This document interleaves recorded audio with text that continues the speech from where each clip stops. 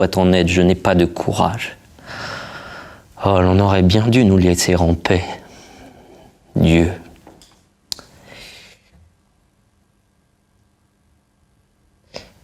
L'homme qui m'a vendu ceci me demandait quel jour du mois nous sommes. Je ne sais pas, j'ai mal dans la tête. Les hommes sont méchants. Vous mourrez, personne ne s'émeut. Je souffre, elle m'aimait. Et dire qu'on ne peut jamais rien ressaisir d'une chose passée. Je ne la verrai plus. Sa main que j'ai pressée, sa bouche qui touche à mon front, ange adoré, pauvre ange. Il faut mourir, mourir désespéré. Sa robe, où tous les plis contenaient de la grâce, son pied qui fait trembler mon âme quand il passe, son œil où s'enivraient mes yeux irrésolus, son sourire, sa voix. Je ne la verrai plus, je ne l'entendrai plus. Enfin, c'est donc possible, jamais. Don César. Dieu, c'est elle au piège horrible, elle est prise. Madame? Eh bien, quel cri d'effroi, César. Qui vous a dit de venir ici? Toi? Moi, comment? J'ai reçu de vous... Parlez donc vite! Une lettre? De moi? De votre main écrite. Mais c'est à se briser le front contre le mur, mais je n'ai pas écrit par Dieu, j'en suis bien sûr! Lisez donc. Un danger terrible est sur ma tête, ma reine seule peut conjurer la tempête. En venant me trouver ce soir dans ma maison, sinon je suis perdue. Oh, quelle trahison, ce billet! Par la porte au bas de l'avenue, vous entrerez à la nuit sans être reconnu, quelqu'un de dévoué vous ouvrira. J'avais oublié ce billet. Allez-vous-en! Je vais m'en aller, Don César. Oh mon Dieu, que vous êtes méchant. Qu'ai-je donc fait? C'est ce que vous faites, vous vous perdez. Comment? Je ne puis l'expliquer, fuyez vite! J'ai même, et pour ne rien manquer, eu le soin d'envoyer ce matin une duègne. Dieu, mais à chaque instant, comme d'un cœur qui saigne, je sens que votre vie à flot coule et s'en va. Partez! Le dévouement que mon amour rêva m'inspire. Vous touchez à quelque instant funeste? Vous voulez m'écarter de vos dangers? Je reste. Ah, voilà par exemple une idée. Oh mon Dieu, restera par ailleurs et dans un pareil lieu. La lettre est bien de vous, ainsi. Bonté divine. Vous voulez m'éloigner? Comprenez? Je devine. Dans le premier moment, vous m'écrivez et puis... Je ne t'ai pas écrit. Je suis un démon. Fuis. Mais c'est toi, pauvre enfant, qui te prends dans un piège. Mais c'est vrai. Mais l'enfer de tous côtés t'assiège. Pour te persuader, je ne trouve donc rien. Écoute, comprends donc. Je t'aime, tu sais bien. Pour sauver ton esprit de ce qu'il imagine, je voudrais arracher mon cœur de ma poitrine. Oh, je t'aime. Va-t'en. Don César. Oh, va-t'en. Mais j'y songe. On a dû t'ouvrir. Mais oui. Satan qui? Quelqu'un de masqué, caché par la muraille? Masqué qui a dit cet homme est-il de haute taille? Cet homme, quel est-il? Mais parle donc, j'attends. C'est moi. Grand Dieu, fuyez, madame. Il n'est plus temps. Madame de Neubourg n'est plus reine d'Espagne. Don Saluste. À jamais, vous êtes la compagne de cet homme. Grand Dieu. C'est un piège, en effet. Et Don César... Madame, hélas, qu'avez-vous fait? Je vous tiens. Mais je vais parler sans lui déplaire à votre majesté, car je suis sans colère. Je vous trouve... Écoutez, ne faisons pas de bruit. Seul avec Don César, dans sa chambre, à minuit. Ce fait, pour une reine étant publique, en somme, suffit pour annuler le mariage à Rome. Le Saint-Père en serait informé promptement, mais on supplée au fait par le consentement. Tout peut rester secret.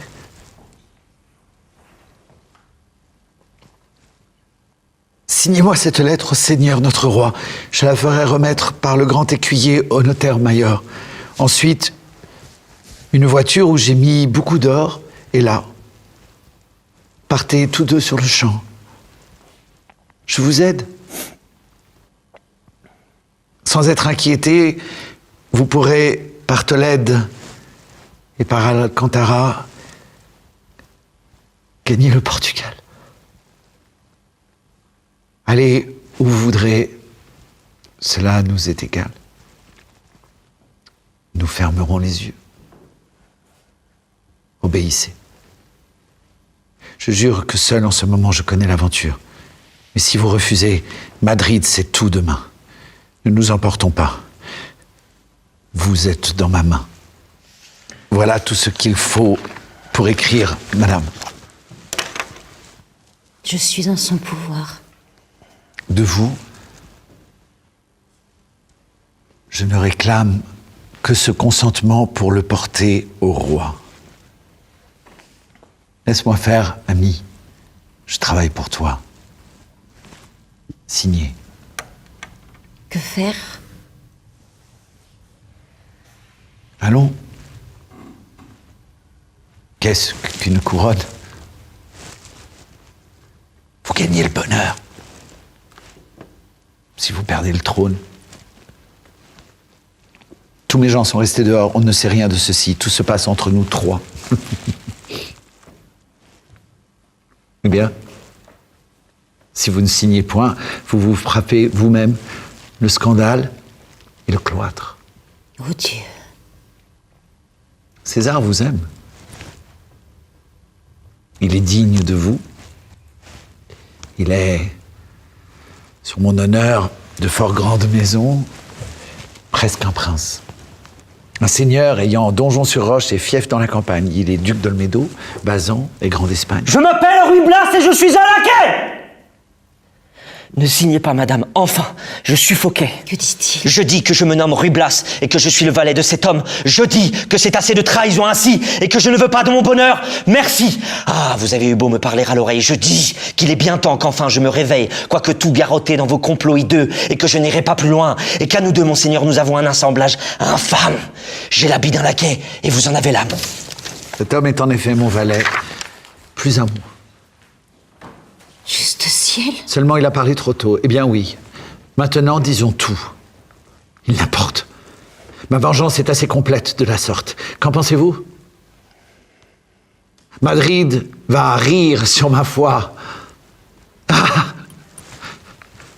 Vous m'avez cassé. Je vous détrône, moi. Vous m'avez banni. Je vous chasse et m'en vante. Ah! Vous m'avez, pour femme, offert votre suivante. Moi, je vous ai donné mon laquais pour amant. Vous pourrez l'épouser aussi, certainement. Le roi s'en va, son cœur sera votre richesse, et vous l'aurez fait duc, afin d'être duchesse. Ah! Vous m'avez brisé, flétri, mis sous vos pieds. Et vous dormiez en paix, folle que vous étiez. Je crois que vous venez d'insulter votre reine. Oh, n'allez point par là, ce n'en est pas la peine, j'ai poussé le verrou depuis longtemps déjà. Marquis, jusqu'à ce jour, Satan te protégea, mais s'il veut t'arracher de mes mains, qu'il se montre. À mon tour, on écrase un serpent qu'on rencontre. Personne n'entrera, ni tes gens, ni l'enfer, je te tiens, écumant sous mon talon de fer. Cet homme, vous parlez insolemment, madame, je vais vous expliquer, cet homme n'a point d'âme, c'est un monstre. En riant hier, il m'étouffait, il m'a broyé le cœur à plaisir, il m'a fait fermer une fenêtre et j'étais au martyre. Je priais, je pleurais, je ne peux pas vous dire. Vous contiez vos griefs dans ces derniers moments, je ne répondrai pas à vos raisonnements et d'ailleurs, je n'ai pas compris. Ah, misérable, vous osez votre reine, une femme adorable, vous osez l'outrager quand je suis là. Tenez, pour un homme d'esprit vraiment, vous m'étonnez. Et vous vous figurez que je vous ferai faire sans rien dire. Écoutez, quelle que soit sa sphère, monseigneur, lorsqu'un traître, un fourbe tortueux commet de certains faits rares et monstrueux, noble ou manant, tout homme a droit sur son passage de venir lui cracher sa sentence au visage et de prendre une épée, une hache, un couteau. Par Dieu, j'étais laquais. Quand je serai bourreau. Vous n'allez pas frapper cet homme? Je me blâme d'accomplir devant vous ma fonction, madame, mais il faut étouffer cette affaire en ce lieu. C'est dit, monsieur. Allez dedans, priez Dieu. C'est un assassinat! Vois-tu?